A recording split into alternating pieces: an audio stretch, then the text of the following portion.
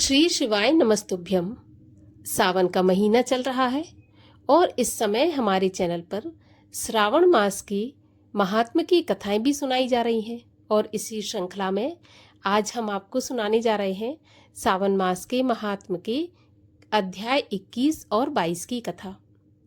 तो इससे पहले कि हम कथा आरंभ करें, आपसे अनुरोध है कि अगर अभी तक आपने चैनल को सब्सक्राइब नहीं किया है तो चैनल को सब्सक्राइब करके बेल आइकन पर क्लिक कर लें, क्योंकि हमारे चैनल पर आप सभी प्रकार की व्रत कथाएं और महात्म्य सुन सकते हैं। इसके अलावा अगर आज की कथा अच्छी लगे तो लाइक अवश्य कर दीजिए, क्योंकि आपके लाइक से हमें ये पता चलता है कि आपको हमारा ये वीडियो पसंद आया। साथ ही साथ वीडियो अच्छा लगे तो शेयर भी कर दीजिए। तो चलिए अब हम सुनते हैं सावन मास के महात्म्य के अध्याय 21 की कथा। सनत कुमार जी ने कहा, प्रभु दया करके आप मुझे अब पूर्णमासी व्रत की विधि बताइए।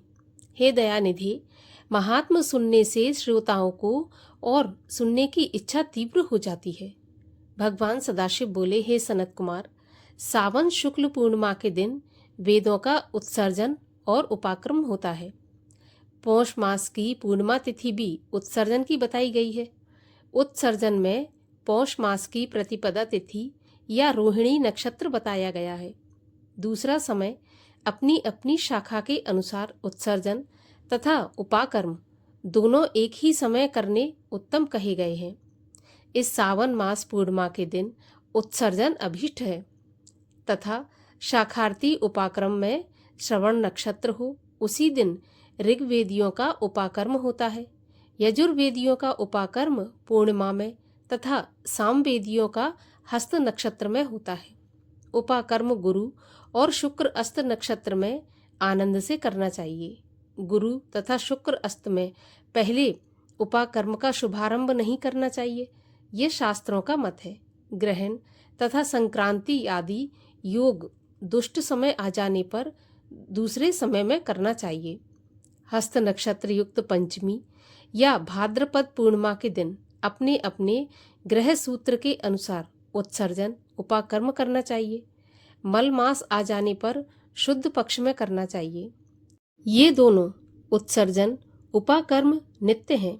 इनको प्रतिवर्ष नियम पूर्वक करना चाहिए। उपाकर्म की समाप्ति होने पर ब्राह्मण आदियों के समक्ष उसी सभा में श्रेष्ठ सभादीप समर्पण करना चाहिए। उसे आचार्य या अन्य ब्राह्मण को दे देना चाहिए। पहले सोने चांदी या तांबे के पात्र में एक सेर गेहूं रखें। उसके ऊपर गेहूं के आटे का दिया बनाकर घी या तेल में भिगोकर 3 बत्तियां रखकर उसे जलाना चाहिए। फिर पान दक्षिणा सहित ब्राह्मण को दान देना चाहिए। ब्राह्मण का पूजन करके ये मंत्र पढ़ना चाहिए, यह श्रेष्ठ सभादीप दक्षिणा तथा पान सहित देव देवार्थ के लिए दे रहा हूँ। इस सभादीप के देने से मेरे सभी मनोरथ पूर्ण हो जाएं तथा पुत्र पौत्र आदि सम उज्ज्वल हो एवं यश की वृद्धि हो। इस तरह प्रार्थना करने से जन्मांतर में देवांगनाओं तुल्य रूप मिल जाता है। इस प्रकार 5 वर्ष पश्चात उद्यापन करके यथाशक्ति ब्राह्मण को दक्षिणा देनी चाहिए। हे सनत कुमार, मैंने तुमसे यह सभादीप का उत्तम महात्म्य कहा है। इसी रात को श्रावणी कर्म और उसी के पास सर्प बलि करना चाहिए। दोनों कार्य अपने अपने ग्रह सूत्रों को देखकर करना चाहिए। इसी तिथि में भगवान हैग्रीव का अवतार हुआ है, अतः हैग्रीव जयंती महोत्सव करना चाहिए। हैग्रीव उपासक के लिए यह उत्तम है। श्रावण मास पूर्णिमा के दिन श्रवण नक्षत्र में भगवान हैग्रीव ने सिंधु तथा वितस्ता नदी के तट पर जन्म लिया था। उसी समय संपूर्ण पाप तापों को हरने वाला सामवेद गाया गया था। अतः उस संगम में स्नान करने से सब कामों में सिद्धि प्राप्त होती है। वहीं पर शांग धनुष तथा चक्र गदाधारी भगवान विष्णु की पूजा भी करनी चाहिए। सामवेद को सुनना और उसकी पूजा करना चाहिए। सगे संबंधियों के साथ क्रीड़ा तथा भोजन करना चाहिए। नारियों को पति के प्राप्तार्थ जल क्रीड़ा करनी चाहिए। अपने अपने देश तथा घर में भी महोत्सव करना चाहिए। हैग्रीव का अर्चन तथा मंत्र जप को सुनना चाहिए। शुरू में प्रणव योजन करना चाहिए। उसके बाद भगवते तथा धर्माय कहकर चतुर्थ्यंतर आत्म विशोधन शब्द की योजना करनी चाहिए। फिर अंत में नमः शब्द कहना चाहिए। यह 18 अक्षरों का मंत्र सब सिद्धियों को प्रदान करने वाला तथा वश्य, मोहन आदि 6 प्रयोगों का एक ही साधक मंत्र है। इसका पुरस्चरण अक्षर संख्या के अनुसार 18 लाख या 18,000 है, पर कलयुग में चौगुना करना चाहिए। ऐसा करने से भगवान हयग्रीव प्रसन्न हो सभी कामनाओं को पूर्ण कर देते हैं। इसी पूर्णिमा के दिन रक्षाबंधन होता है। यह सभी रोगों तथा सब अशुभों का नाश करने वाला होता है। हे वत्स, इसके संबंध में मैं तुमको एक प्राचीन इतिहास बताता हूँ। पहले इंद्राणी ने जय सिद्ध्यर्थ इंद्र के लिए इसे किया था। हे महामुने, पहले 12 वर्ष देव तथा असुर युद्ध हुआ। इंद्राणी ने उस समय सुरेश्वर को थका देखकर कहा, हे देव, आज चतुर्दशी है। कल सुबह मैं श्रेष्ठ रक्षाबंधन करूंगी, जिसे करने मात्र से आप विजय होंगे। इस तरह कहकर इंद्राणी ने पूर्णिमा के दिन मंगल आदि करके हर्ष देने वाली रक्षा इंद्र के दाएं हाथ में बांध दी। इंद्र ने रक्षा बंधवाकर ब्राह्मणों के साथ स्वास्ति वाचन किया और इसके बाद दानव सेना पर चढ़ाई कर दी और देखते ही देखते उन पर विजय प्राप्त कर ली। हे तात, तुमको मैंने रक्षा अर्थात राखी का प्रभाव बताया। यह जय, सुख, पुत्र, आरोग्य तथा धन को देने वाली है। अब श्री सनत कुमार जी ने पूछा कि प्रभु, किस विधान से, किस तिथि में तथा किस समय में रक्षाबंधन करना चाहिए? भगवान, आप तो विचित्र कथा सुनाते जा रहे हैं, लेकिन मेरी इन नाना अर्थों से युक्त कथाओं को सुनकर तृप्ति नहीं हो रही है। भगवान शिव बोले, सनत कुमार, सावन मास की पूर्णिमा के दिन मनुष्य को प्रातःकाल श्रुति स्मृति विधान द्वारा स्नान करना चाहिए। संध्या जप आदि करके पितृ, देवता और ऋषि तर्पण करना चाहिए। सोने के पात्र की सुरक्षा बनाकर उसको सोने के सूत्र से बांधकर मोती आदि द्वारा विभूषित स्वच्छ रेशम के बने विचित्र ग्रंथि युक्त पत्र गुच्छों से शोभित सरसों चावल को अंदर गर्भ में रखकर उसे आकर्षक बनाना चाहिए। वहां पहले कलश रखकर उसके ऊपर पूर्ण पात्र में रक्षा रखनी चाहिए। अपने सुंदर आसन पर सगे संबंधियों सहित बैठकर नाच गाना आदि कौतुक मंगल करना चाहिए। रक्षा बांधते हुए यह मंत्र पढ़ें, येन बद्धो बली राजा दानवेंद्रो महाबलः तेन त्वाम बदनामी रक्षे माचल माचलः। अर्थात महाबली दानवेंद्र राजा बलि को जिस बंधन से बांध दिया गया था, उसी बंधन से आपको बांधता हूँ। हे रक्षे, यहाँ से चलायमान न होना। ब्राह्मण, क्षत्रिय, वैश्य, शूद्र तथा अन्य मानवों को भी पहले ब्राह्मणों की पूजा करके रक्षा बंधन करना चाहिए। इस विधान से जो रक्षा बंधन करता है वह सभी दोषों से दूर होकर वर्ष भर आनंदित रहता है। विधान विज्ञ मनुष्य जो इस विमल श्रावण मास में रक्षा बंधन करता है, वह पुत्र, पौत्र तथा सगे संबंधियों के साथ पूरे 1 वर्ष तक आनंद करता है। लेकिन याद रहे कि रक्षाबंधन का यह कार्य भद्रा में नहीं करना चाहिए। भद्रा में इस पवित्र व्रत को करने वाले मनुष्य को विपरीत फल प्राप्त होता है। 21वां अध्याय समाप्त हुआ और आइए अब सुनते हैं 22वां अध्याय। भगवान शिव बोले, हे सनत कुमार, सावन शुक्ल पक्ष चतुर्थी के दिन सर्व काम फलप्रद संकट हरण नाम का व्रत होता है। सनत कुमार जी ने कहा, महादेव, किस विधि से व्रत तथा पूजा करनी चाहिए और किस प्रकार उद्यापन करना चाहिए, ये सभी आप मुझे विस्तार पूर्वक बताइए। भगवान शिव बोले, चतुर्थी के दिन प्रातःकाल उठकर दातुन आदि करके इस संकट हरण व्रत का संकल्प करना चाहिए। हे देवेश, मैं चंद्रोदय तक निराहार रहकर आपकी पूजा करके भोजन करूंगा। मेरे संकट को आप दूर कीजिए। हे द्विजश्रेष्ठ, इस प्रकार संकल्प करके काले तिलों से स्नान तथा अन्य जरूरी कार्य करके गणाधीप की पूजा करनी चाहिए। मनुष्य को उचित है कि अपनी शक्ति के अनुसार 3 मासे, 1.5 मासे या इससे भी कम सोने की प्रतिमा बनवाए। सोने का अभाव हो तो चांदी या तांबे की मूर्ति भी बनवाई जा सकती है, लेकिन यदि साधक बहुत ही गरीब है तो फिर मिट्टी की प्रतिमा भी बना सकता है। किंतु जिस मनुष्य के पास पर्याप्त धन हो तो उसे इस पवित्र धर्म कार्य के लिए व्यय करने में कंजूसी नहीं करनी चाहिए। पहले रमणीय अष्टदल कमल के ऊपर वस्त्र सहित घट स्थापना करना चाहिए। जल भरकर उस पर पूर्ण पात्र तथा प्रतिमा रखकर षोडश उपचारों द्वारा वैदिक तथा तांत्रिक मंत्रों से पूजा करनी चाहिए। हे वत्स, तिल युक्त शुद्ध पवित्र घृत से 10 लड्डू बनाने चाहिए। उनमें से 5 गणाधीप के लिए रखने चाहिए। भक्ति द्वारा देवता की भांति आचार्य की भी पूजा तथा यथाशक्ति दक्षिणा देकर प्रार्थना करनी चाहिए। हे विप्र श्रेष्ठ, हे देव, आपको नमस्कार है। आपके निमित्त इन 5 लड्डुओं को फलों तथा दक्षिणा सहित दे रहा हूँ। हे ब्राह्मण, आप इन्हें ग्रहण करें। आपत्ति से मेरा उद्धार करें। जो कुछ मैंने अधिक अथवा कम किया है, हे विरूप, हे गणेश्वर, वो सब पूर्ण हो। सुस्वादु अन्नों द्वारा ब्राह्मण को भोजन कराना चाहिए। चंद्रमा को अर्घ्य देना चाहिए। अब तुम मुझसे उस अर्घ्य मंत्र को सुनो। क्षीर सागर, संभूत सुधारूप, निशाकर तथा गणेश प्रीतिवर्धन, आप मेरे अर्घ्य को स्वीकार करें।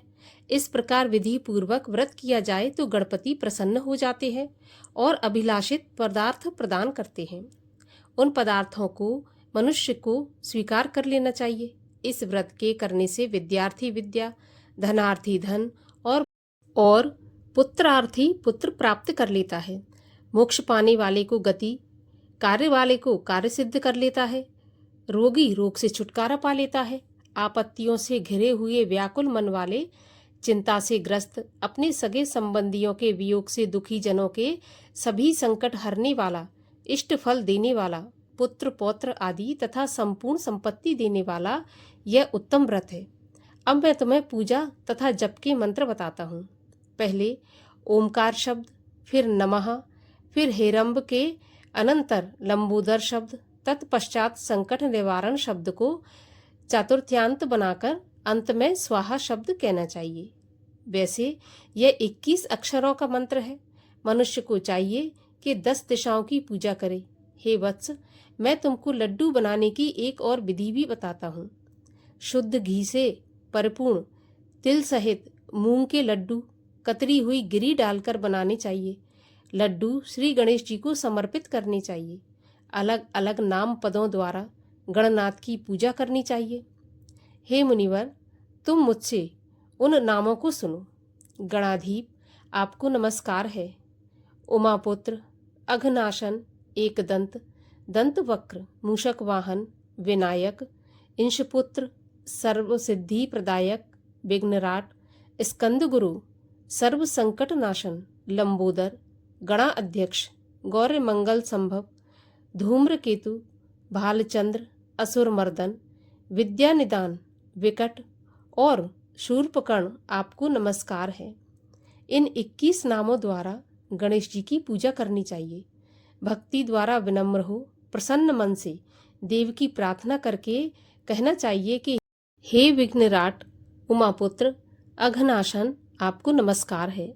मैंने आज अपनी शक्ति के अनुसार जिस कार्य के लिए आपकी पूजा की है, उससे आप मुझ पर प्रसन्न हो। मेरे मन की सभी इच्छाओं को पूरा करें। हे प्रभु, आपकी दया से ही मैं सब कामों को कर पाया हूँ। मेरे शत्रुओं की बुद्धि का नाश तथा मित्रों का अभ्युदय करें। इस प्रकार प्रार्थना करके अष्टोत्तर शत होम करना चाहिए। व्रत की समाप्ति के लिए लड्डुओं का वायना देना चाहिए। फलों से युक्त 7 लड्डू रखकर कहना चाहिए कि गणेश की प्रसन्नता के लिए यह मैं ब्राह्मण को दे रहा हूँ। फिर उत्तम कथा सुनकर अर्घ दें। हे सत्तमे, इस मंत्र से 5 बार चंद्रमा को अर्घ देना चाहिए। क्षीरोदारण वंशभूत, अग्निगोत्र समुद्भूत, शशिन रोहिणी सहित मेरे दिए हुए इस अर्घ को स्वीकार करें। फिर क्षमा प्रार्थना करनी चाहिए। ब्राह्मणों को यथाशक्ति भोजन करवाना चाहिए। जो देव तथा ब्राह्मणों को भोजन करवाने के बाद आहार बाकी रह गया हो उसे स्वयं करना चाहिए। ऐसा न कर सके तो भोजन यथामुख करना चाहिए। इस प्रकार 3 या 4 मास तक विधि द्वारा व्रत करना चाहिए। 5वें महीने में साधक को भली भांति उद्यापन करना चाहिए।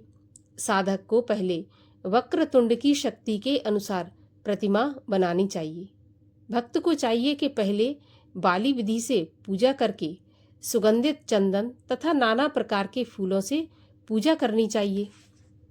समाहित होकर नारिकेल फल से ही अर्घ देना चाहिए तथा ब्राह्मण को फल संयुक्त वाहन दान करना चाहिए। सूप और पायस दक्षिणा सहित गणेश की सोने की मूर्ति लाल कपड़े से वेष्टित कर ब्राह्मण को देनी चाहिए।